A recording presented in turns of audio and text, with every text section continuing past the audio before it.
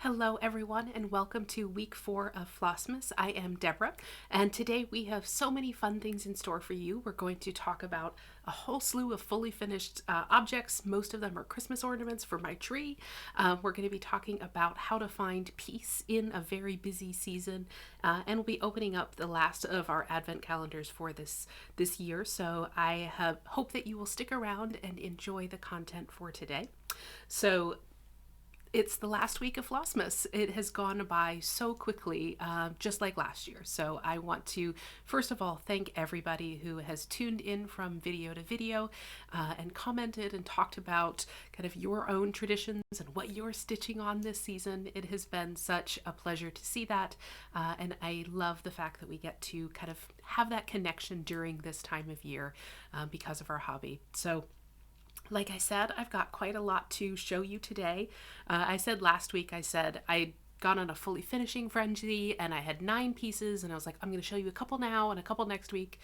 And so in the meantime, I fully finished several other things. So I'm back up to the number I had before. But these are much smaller than our examples from last week. These are just a couple of little ornaments and a few other wall pieces, so definitely something that's a little easier to show. You may also notice that we've got a different background today. I don't know why it took me so long to realize that in the morning light I should sit on the opposite side of the room, and that's a little bit better. So we're always learning, right? Yeah, always learning. So unfortunately, you don't get to see the Advent candles, which are lit, but you do get to see some of the festive decor. And we do have a secret visitor, which is Doc is sitting under the Christmas tree. Whether or not he makes an appearance, I don't know, but he is sitting under the Christmas tree. I'm getting a slightly later than usual start this morning because I was out late last night. I met up with some family at the New England Botanic Gardens. They have an outdoor lights display, which we had bought tickets for and met up. And first time that we had been there, it was just a really lovely evening. They have marshmallow kits and cider, plus all of the lights and fun things. But unfortunately, the night that we were able to get the tickets for, it turned out to be a very, very cold night. It was 18 degrees when we arrived and 16 when we left. So everybody was very bundled up. I had when I learned that I was moving to Connecticut 4 years ago, I bought a very good warm coat. It's one that goes almost down to my ankles. It's got the side slit so that you can walk if you need to. I had like knee-high snow boots and all kinds of things, and I really haven't needed them. Last night, I needed them. Everybody was bundled up in as many layers as you could possibly add. And I also didn't take any pictures because that would have required me to take off some of my layers of gloves. But the pictures and the memories are there in my mind. So it was a wonderful evening, but did mean we got back pretty late last night. So I've got some coffee. I've got my little Let It Snow shirt on again. We did have just a little bit of snow, just a little sprinkling Friday night, little sprinkling again Saturday morning, and it stuck around. So it's one of those snows where the roads and the driveways it's all melted off of there, but it's just covering the ground. It's just covering the greenery and what's outside. So maybe, I don't know if that technically means we had a white Christmas, but it's still, I think, going to be white in a couple of days. We'll see, because it's going to be another cold day today. But that is just a really lovely thing. So, all right, let's get into the Stitchy content for today. I'm going to start with a new start. I mentioned last week that the red-headed stitcher, who is another floss tuber, was starting a SAL related to the Frosty Tiny Town, and it's the hashtag Frosty SAL. I think I forgot to mention that last week. But in honor of the start of winter yesterday, people were invited to start on the Frosty Tiny Town and work on that through the winter season. I did get started on it. It's one of those things where it's a start. It's a technical start, but I did not get a huge amount more done. So if you're somehow unfamiliar with these, this is the Heart and Hand piece, and there is the Tiny Town, and there is the Frosty Frill. And what I've decided to do is I'm going to stitch mine on 40 count, or actually I'm stitching on 20 count Ada, so 40 count equivalent, because I really, really want a tiny, tiny town, and in part because I already know how I'm going to finish it, and I'm going to work on several tiny towns for that finished piece. So it is slightly smaller than what you would get if you stitched the entire town. So I do need to cut out about 20-25 stitches in order to make it work. So I'm making a couple of decisions, and I'll talk about this in future videos, but I made a decision to kind of make a couple of adaptations, and then I'm also going to swap one of the houses out for the house in the frill because I like that roof. So a couple adaptations along the way, but I did also pull all of my floss, and this is just an absolutely gorgeous palette. It's all of these blues and teals and greens, and then just a little pop of red there. So this is going to be just one of those really comforting and warm palettes to be stitching on over the winter months. If I had the called for colors, I used them. In that case, that was a number of weeks dye works. And then for everything else, I basically pulled from my stash. So I've got a mix of color and cotton. I've got Victorian motto and a couple of Tom and Lily threads. So really beautiful color. So with all of that, do you want to see my extremely impressive start? That's right. I think I estimated, I think it's about 50 stitches, which, you know, is what we like to pretend is a start. No, it's totally a start. So it's going to be pretty tiny, which is perfect. So I will continue to work on that as we progress through the winter season. I would have gotten a little bit more done, but I had to frog about half of what I stitched even in that very small period yesterday. So oh well, but it's a start. And as I mentioned, if you would like to join in, you are welcome to. You can stitch the town, the frill, both, some combination of them like I am doing. And the hashtag is hashtag Frosty SAL. And you can also check out Redheaded Stitcher's channel for her take on that as well. So that was my start. And then in terms of the stitching that I have shown you in the past that I was intending to work on during Flossmas, you may remember that I was finishing up the Humbug piece by Hello from Liz Matthews, as well as planning to start a piece called Hark by Bent Creek. And then there's also a Mill Hill kit called the French Horn that I was hoping to get to. Unfortunately, I have not gotten that French horn piece finished or even started yet, but I'm telling myself there are still several days left to Christmas. I am definitely still in the Christmas stitching and holiday spirit mood, so I think that will be the piece that I work on. Hopefully I'm going to have a little bit of time to do some stitching today before some family arrives, but at least get that started. It's a quick piece, so I think that will be my goal, is to get it done, even if it isn't actually finished and stitched before Christmas this year. But in addition to finishing Humbug and Hark, I fully finished them as well. So my first one to show you is Humbug, and I decided that I was missing my tree was a little bare when it came to stitched ornaments. I wanted to add some more there, and so that was really part of my intention in stitching some of these smalls this season, is to add to what is on my Christmas tree. So I went with just a very simple pillow finish, and then I'm using some jute for the hanger. And then for the backing fabric, I found this at Joann's last season, maybe 2 seasons ago. I was specifically looking for kind of a Victorian / Dickensian Christmas scene, and I happened to find the perfect fabric there. There are several scenes in the fabric overall. So I decided, of course, this is the piece that needed to be the backing piece for my Humbug. So since it saw it last, I was able to finish this other row of leaves and do the back stitching and then the fully finishing. So I think I'm really proud of that one. I think it's fun. And I am looking forward to, it's already been on the tree. It came down. It's going to go back up. The next one you have not seen at all other than the pattern, and that is Hark by Bent Creek.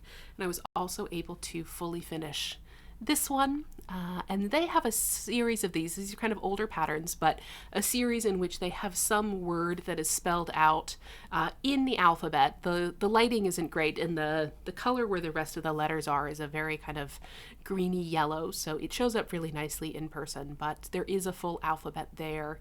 And then what they do is how they kind of lay out the letters, you actually spell out a specific word. And then there are just a couple of little angels there with their trumpets. So that one is just a really tiny piece. This is stitched on, all of these were stitched on 32 count, so it is not a big piece at all. And then for the backing, just the sweet little wreath fabric that I found. And this cording I actually got this in something else I ordered. It was part of the wrapping. And before I even opened whatever it was, I made sure that I very carefully took the cording because it's quite nice and silky. And so I put that away for future finishing. And I was glad that I was able to pull it out and use it almost right away.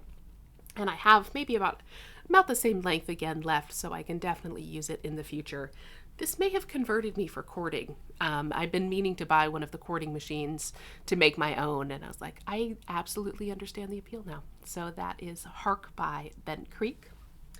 And then I have a surprise finish. I have had this piece in my whip pile for over a decade. I was living in Atlanta, which means it is at the outside range 9 years old, but it's definitely older than that. No. So this is a piece by the Frosted Pumpkin Stitchery, and this was, I think, their very first monthly stitch along that they did a number of years ago, and this was the fruits of the month. And so each month you stitched a particular fruit. And at the time, what I was going to do was I was going to make them as a soft kind of baby book for somebody in my family who is now not even remotely a baby. After stitching the first one, I decided my interest had kind of gone elsewhere, and I had decided I wasn't going to finish the rest of the series. But I had stitched a full orange, and so I wanted to do something with it, and it has just sort of sat in the pile of things to finish for a very long time. And about 2 years ago, what I decided to do was I was going to make it into a pomander. Which is the Christmas oranges that you stick cloves inside, and then it is very aromatic, and people put them out for decor. They put them in their kitchens, they put them on their Christmas trees, and so all I needed to do, it was frosted pumpkin, and so there was a little cute face in the orange, and so all I did is just pick out those couple of stitches, and then it just sat there. And so yesterday I was just like, you know what? I am going to get this done.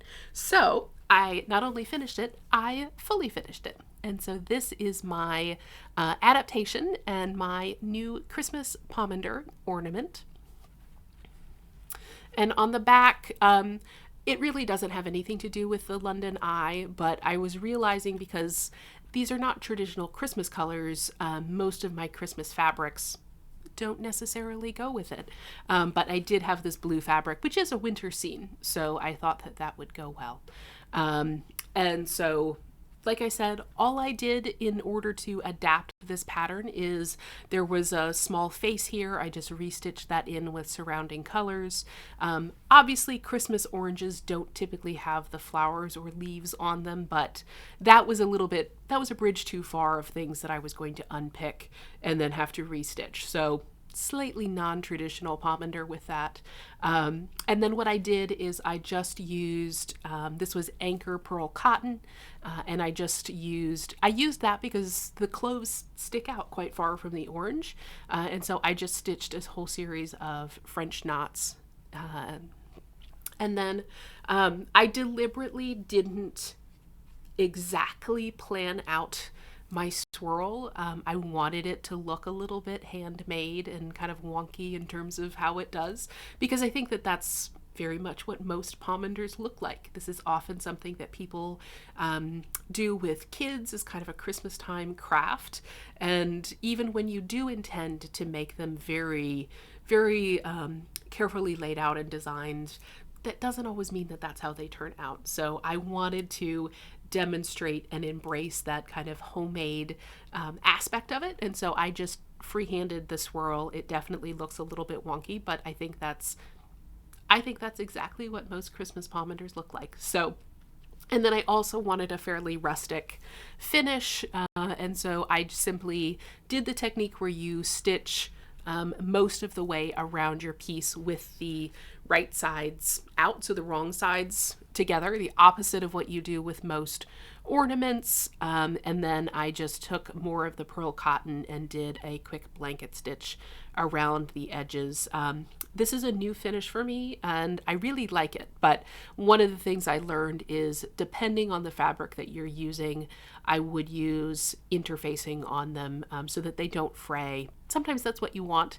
In this case, both of these fabrics are fraying quite a lot already, so I probably would put interfacing on something like this moving forward. But as a surprise finish, and the fact that I got a very long-term whip off of my plate, I am extremely pleased. So that is another one for my treat.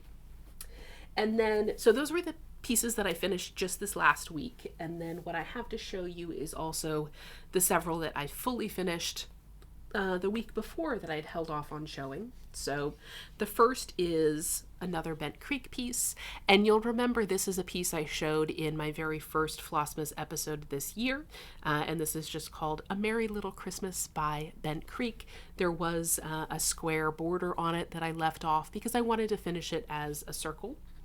So this is just a wooden ornament that I stained, and then I also put some red and white baker's twine around the edge that I also used for the hanger. So an extremely easy finish.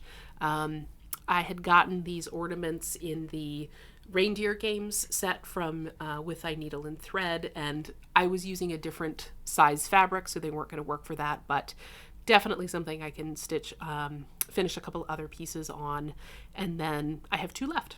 And just because of the size of this piece, there really wasn't enough room to add kind of a backing fabric behind it, which is why I just went with the simple baker's twine. So that was one of our fully finishes.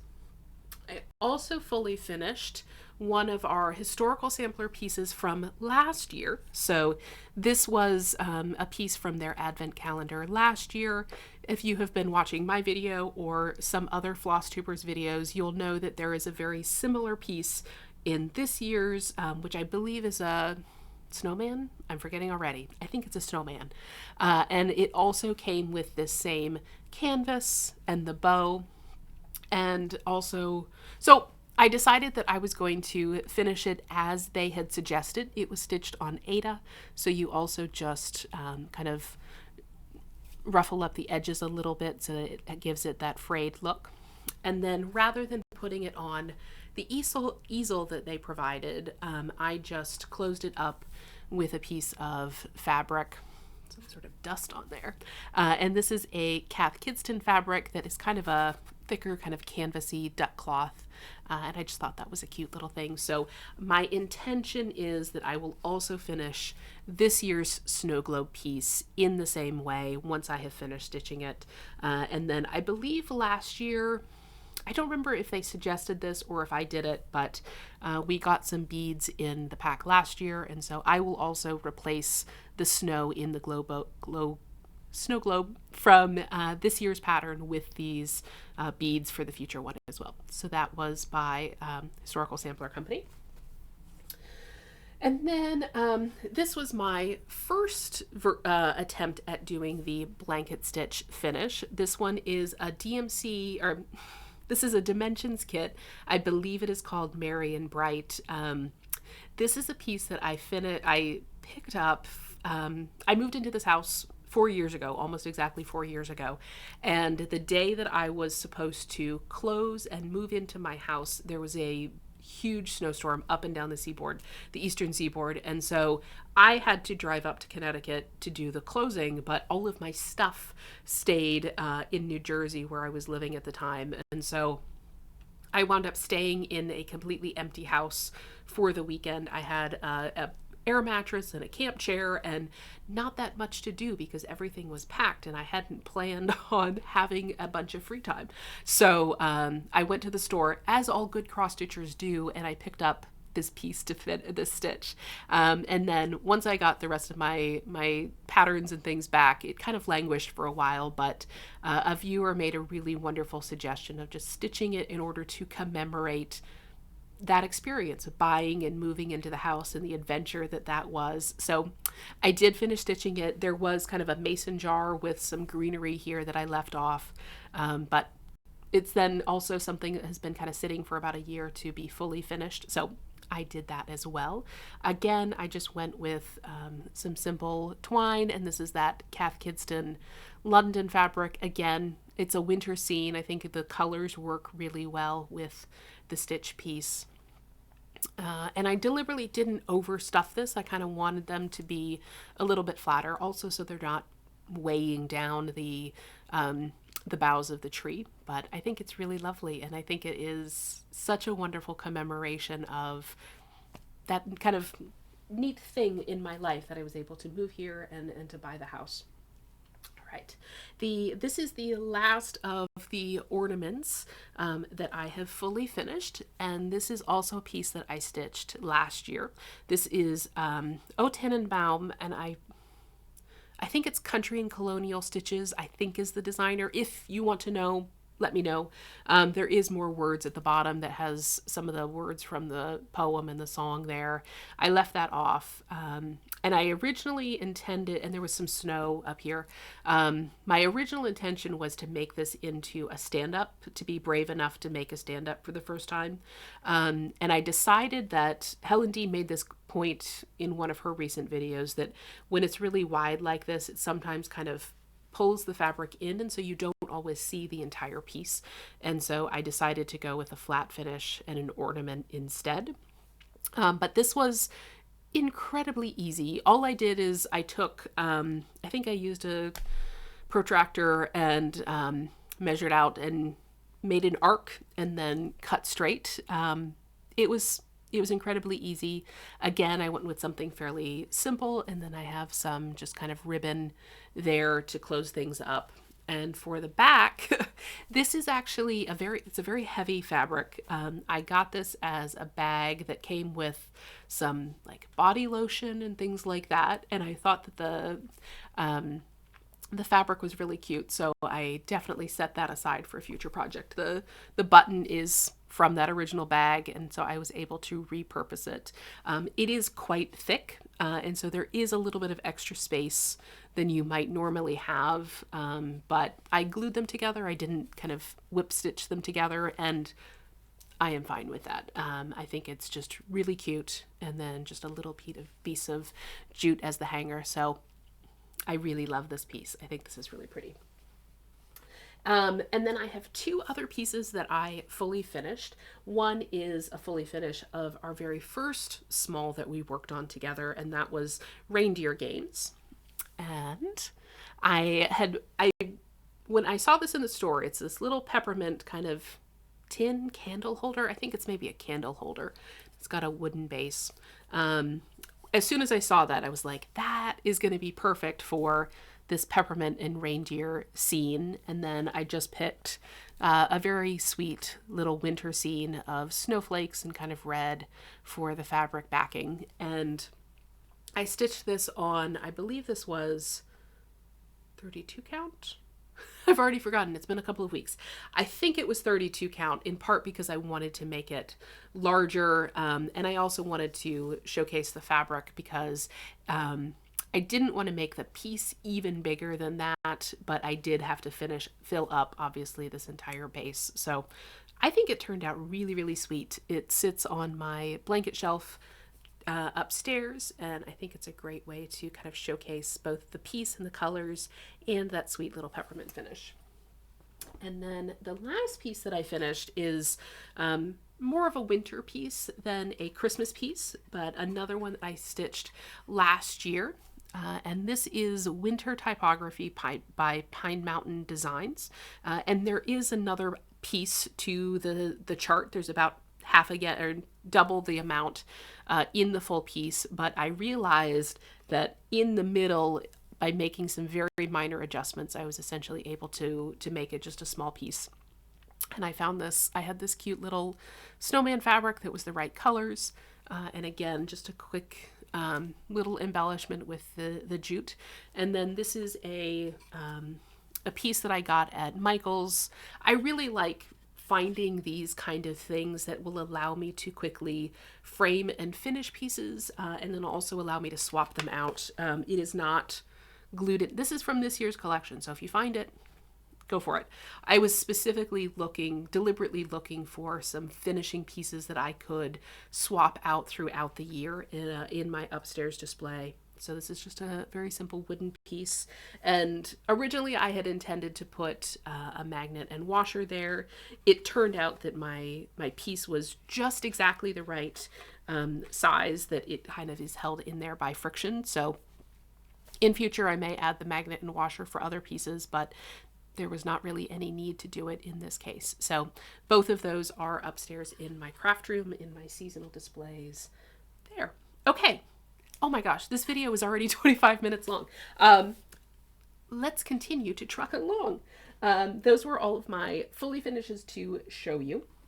The other thing that I have to show you is not specifically cross-stitch related. It's actually not cross-stitch related at all, but it is a little bit of a craft that I tried this year, and I already have ideas for how I can adapt this for Stitchy related purposes in the future. I'm going to film a separate video on that sometime in the new year to kind of give you those ideas as well. But in the meantime, what I did is I made homemade Christmas crackers. So those of you who are familiar, it's kind of a British tradition to get these long skinny pieces of paper that you pull, and there's a popping noise, and then inside is a paper crown and a really bad joke, and usually some sort of prize. And these are something that people traditionally have at a meal either on Christmas Eve or Christmas Day. And I really love Christmas crackers. I just find something magical about that. But I have never really been happy with the things that you get inside crackers. I tend to find most of them to be, even the ones that are sort of the luxury crackers, are fairly inexpensive, and things that are just like, nobody actually needs this, like, bottle opener that's shaped like Santa Claus or something like that. So you can disagree. If you feel differently, that's perfectly okay. But I always feel like it was a little bit of a letdown, because it's like, you kind of want something that you actually want out of a cracker. So I happened to see a short from The Last Homely House, and this is kind of a multi-crafting channel that Roz Clark recently turned me on to, and she was talking about how to make homemade crackers. It's quite simple, and so essentially what you do, excuse all of the glue marks, is you take a piece of paper. This one is 6x12, so it's a 2-to-1 ratio, and you essentially glue one edge together, then you glue around the side. I'm not focusing here. There we go. Let's try this again. You glue a bunch of things, you fold it in a particular way, and you wind up in the end with this little container. And then inside of it, what I did is I put I harvested some paper crowns and bad jokes from some very inexpensive crackers that I picked up. So I did add those. I added in some nice chocolates and some really nice caramels. For some of them, I got a very small puzzle for everybody, and so I put in the puzzle. And for others, there was a little game, kind of a little wind-up toy racing game for a family with kids. And then couple of little like conversation starters and things like that. So just little teeny tiny things that I could fit inside. And then I put them together. So like I said, there are definitely all kinds of uses for this in the stitching community as well. Does not have to be holiday related. So I will talk about that in a future video, but it was really fun. All right. That was my other sort of crafty endeavor over the last week. With that, I think what we'll do is we'll turn to our advent calendars for the remainder of the holiday season. I can't believe we're already nearly at the end. Obviously, today is the 22nd, and I will show you the things that I've received in the past week. We'll open up the pieces for today from my couple of advent calendars, and then we'll finish up talking about Advent, and then at the very end of the video, with full warning, what I'm going to do is I'm going to open the last couple of pieces from my advent calendar. So for days 23 and 24, And so if you don't want to be spoiled, I will give you fair warning. You can turn off the video, you can leave, you can come back later if you want to, but if you don't mind being spoiled, I am going to put that up so that you get the full view of what is in our advent calendars this year. Okay, so I'm going to start first with showing you what I received in my Tom and Lily Threads advent calendar. So these were the beautiful flosses from this past week. Again, I've talked about this as kind of intended to be flosses that you can use throughout the year. And so it's not just traditional Christmas colors, just beautiful lines from Melanie's threads. And so we did get a couple that are very heavily variegated. This one, which is purple and orange, and also this one, which is purple and pink. That would be really lovely for either spring or Valentine's Day, I think. And then we have several that are just kind of various colors with different, more subtle variegation in them. So beautiful threads as always. I had mentioned I'd pulled a couple of Tom and Lily threads for my Frosty frill piece. I really enjoy stitching with these threads, and it's always nice to add to the stash on that one. And then from Melanie as well, we also received another mint tin, or a tea, and this one in this case was mint, as well as another Aversois metallic, and this is kind of a gold. So between the couple that we got earlier in the year, that's going to very nicely add to my metallic stash. I have not stitched with these, so I can't speak to whether or not they're awful, just like every other metallic thread, but it's always good to have a couple in your stash, just in case. So that was from Tom and Lily. And then from the Historical Sampler Company, we also received a plethora of wonderful things this past week. This was actually from the previous week, and I forgot to show it in my last video, and it is a reindeer needle minder. It went with the piece, that the Biscornu pattern that we got from them this year. Also a gingerbread scented body or hand cream. As stitchers, we always need more hand cream. Oh my goodness, I have so many hand creams, and I'm very picky about how they smell. This one is so luxurious, and it is delicious smelling. You are going to want to eat gingerbread when you smell this. So I will very happily put that near my stitching space.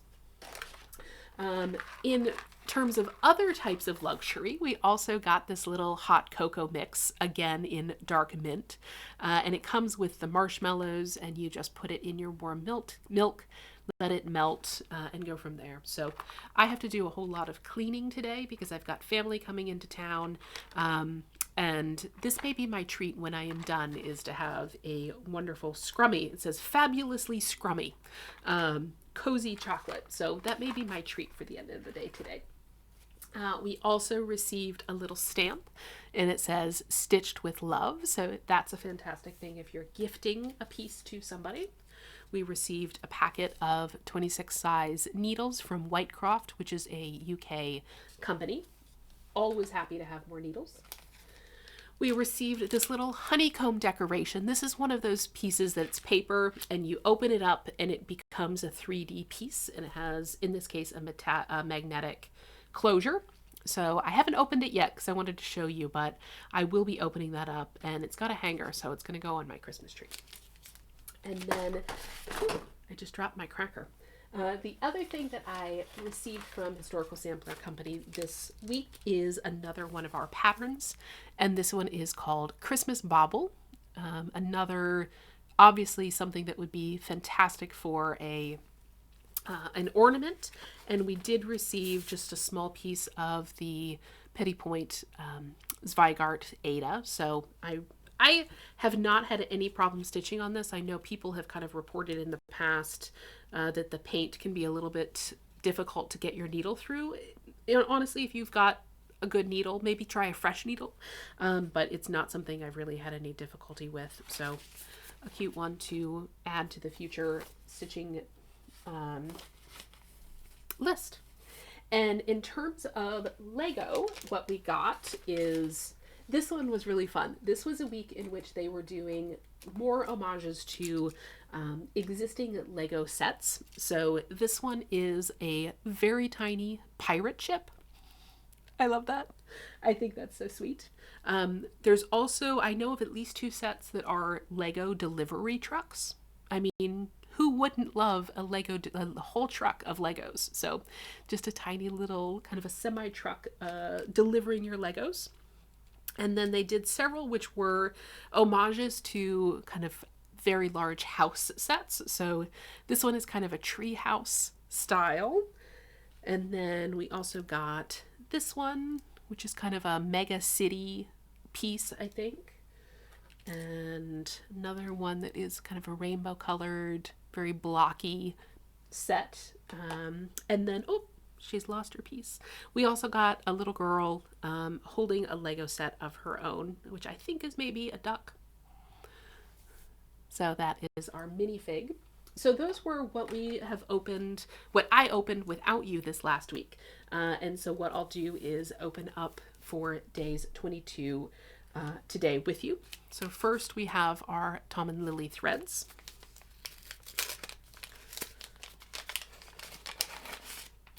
Oh, we also got some more needles. So these are Bowen needles, and these are, let's see.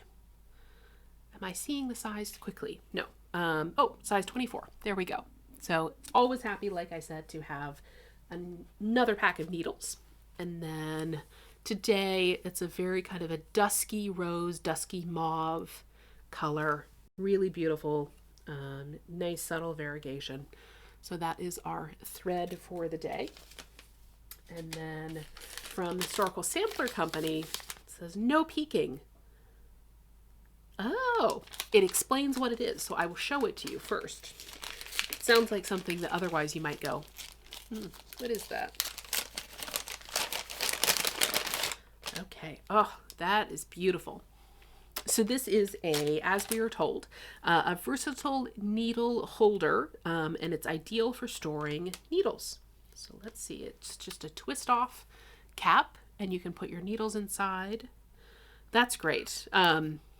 I think at least I have several larger needles that I use for finishing, and I think one of them is just stuck in an old like yarn label.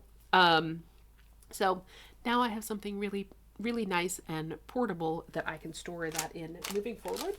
So that was from Historical Sampler Company, and that is, oh, also, let me show you our Legos for today. Again, I'm not opening them in front of you because you don't need to sit and watch me put Legos together, but let's see if we can see what we will be working on. Okay, so this is one of the things that has become very popular in Legos over the last couple of years are these small dots pieces, and this is a pencil holder that is shaped like a pineapple, and so we're going to be making a teeny tiny little version of that. So that's really sweet. My niece in particular really loves the dots. There was one year I bought her a set. It's kind of a birthday cupcake set for her birthday, and we just had a fantastic hour or so making cupcakes together. So it was fun. All right. I think that is all for the current Advent calendars. I am going to skip over and we're going to talk about the last week of Advent from our book, 'Tis the Season. And then we'll give you a full spoiler warning. We'll open the last couple of days of our Advent calendars and we'll wrap up for the year, actually. So this week is the week of peace. The fourth Sunday of Advent marks the Peace Week. And again, in this book, there is a wide variety of things to think about as you're considering the role of peace, the importance of peace, how you can seek peace in your life, how you can bring peace to others. And so one of the things that it's talking about is just the fact that Christmas is such a busy and hectic time, and what are some ways that you can find peace for yourself or for others in that season. So I thought that was what I would share with each of you today. So these are just a couple of suggestions for creating peaceful space in your house. So here we go. Create a peaceful space by the fireplace or Christmas tree or in another cozy space in your home by lighting candles, turning on soothing background music, setting out some treats, brewing hot cocoa, or piling up blankets. Then invite all your family members to come in and relax in a way that best suits them, whether that's a book, crossword, jigsaw puzzle, craft, or even a phone. Feel free to do something together like a puzzle or a read aloud, but be open to letting everyone choose their own space or use of time, especially the introverts. The goal is just to wind down after a busy day and to share with your family in the gift of slowing down and experiencing renewal in a season that can feel hurried. I thought that that was just really sound and wise advice. I think that even when we think, I know that I've seen this in my own family and in others, this feeling of, well, if we're together, we have to be doing something together. We have to be doing the exact same activity. And it might be that that activity is something that you enjoy or some members of your family enjoy, but not everybody necessarily does. And so it can create, unfortunately, it can create discord and frustration for those who are like feeling like they're kind of being forced to participate. What I like about this is it's about being together and being peaceful together, even if that looks different for everybody in the family. Simply by physically being close, you can still be peaceful together, even if you are doing different things. So I thought that was a really wise thing to do. And then the other thing that I thought I would share is some decorating tips. So how can you make decorating and preparing for Christmas peaceful as well? So the first one says, if you don't have time to bake, give yourself a break and pick up pre-made cookies, brownies, or cake, or a pie from the grocery store, or pick up cookie options. I'm not going to read all of this, but picking up things so that you can, you're not necessarily making the cookies, but you're decorating them. Or what are some things that you can do that is part of the process, but not necessarily all the process, or the stressful or the dirty part of the process. And it also says, if you're not much of a baker, don't worry. This is a really great time to support local bakeries or friends who are aspiring culinary artists. And then it has a couple of ideas for decorating, like keeping your decorations color coded, storing them in the room where they are, putting your other seasonal displays in those boxes, and just swapping them out so that you don't have to have separate boxes. Everything knows where it is. Or not feeling like you have to decorate every aspect of your house. Just pick one space, one room that you're going to focus on, rather than doing everything. So I really liked those suggestions as well. I think that we all also often feel like, but I have to be the one to make the cookies. There's something not right. There's something not really what we want if you're buying the cookies. You know what? If cookies are not your thing or you're busy, it is perfectly okay to buy the treats. Or what I like about this one is supporting local bakeries. That is what they do. They're really good at it and they can use our support. We don't have to be making and doing everything ourselves in order to still be helping somebody else have business, find peace, all of those things. So I like that take on peace in this year. So I hope that you have enjoyed thinking a little bit about the weeks of Advent themselves this year. It's certainly been a learning and growth experience for me. There is lots more in this book if you're interested in picking it up for yourself in the future. I am in no way sponsored by this book. I just happen to like it. Or if you're wanting to learn more, there's lots more information about Advent in other places online. So with that, I will wrap up and say it has just been an absolute pleasure to be with you again this Christmas, Advent, holiday, etc. season. Thank you to everybody who has tuned in and watched the videos and channels, commented, liked, all of those things. It has truly meant so much to me. I know that this is a different style of video, and it was wonderful to be able to share in that with you just a little bit this year. So thank you again. I hope you all have a wonderful holiday season, and we'll see you with some regular videos in kind of end of the year and then into the new year. So we'll see you next time. All right, this is the spoiler warning. If you do not want to see what is in these Advent calendars for days 23 and 24, you should sign off now because I am going to be showing them unashamedly. I'm waiting.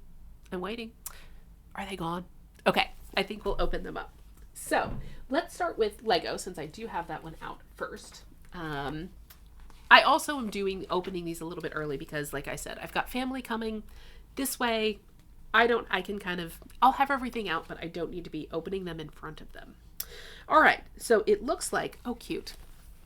For the 23rd, we're going to be making a little Lego present. How cute.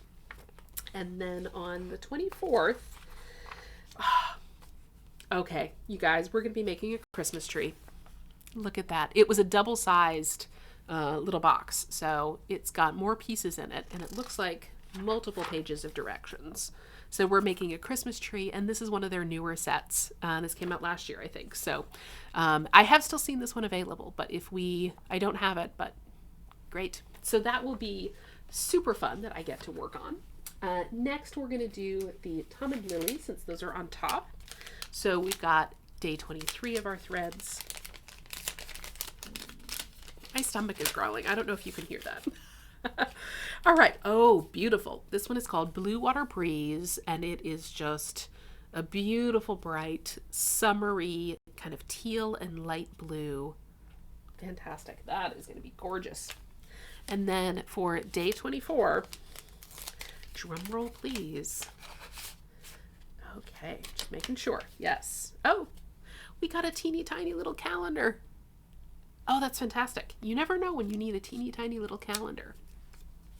And then for our last day, we got color called Celadon, kind of a very nice pale sea green, I would guess. Those two together, you could do, I wonder if there's a piece that I could stitch with just those two colors. Very beautiful. Sorry for the color blowing out, but in real life, they're absolutely gorgeous. So fantastic. I highly recommend Melanie's Advent Calendar if you're looking for threads. It's just a tiny little treat every day, and I love it. All right, on to the Historical Sampler Company. So for day 23, we've got, I forgot to open these up, sorry. Open up the stickers. Oh, we've got another pattern. Okay, this is, I believe, the last of our patterns. Oh, how sweet. Okay, so this one is called Nordic Christmas Banner, and it's got a beautiful little reindeer, Christmas trees, and another one that you could easily split that in three and stitch 1, 2, or all 3 of them as small ornaments as well. And then we received a piece of 14 count white Aida for that. So I think I might go the small ornament route, but you can easily stitch all 3 of those. Very nice. Okay, how fun. And then for day 24, this is kind of squishy. Let's see what we got here.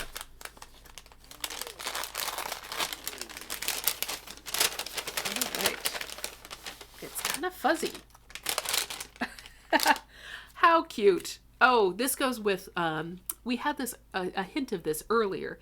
It's a tiny little Christmas gnome, and he's got these little floppy little legs, and you can set him on a ledge with his little teeny tiny little hat. Cute. That is really cute. I strongly suspect this is going to unfortunately become a cat toy, but how sweet. I love his little legs. That is wonderful. All right, so that was the last of our historical sampler advent calendar again for this year. Another one that I really enjoyed purchasing and opening.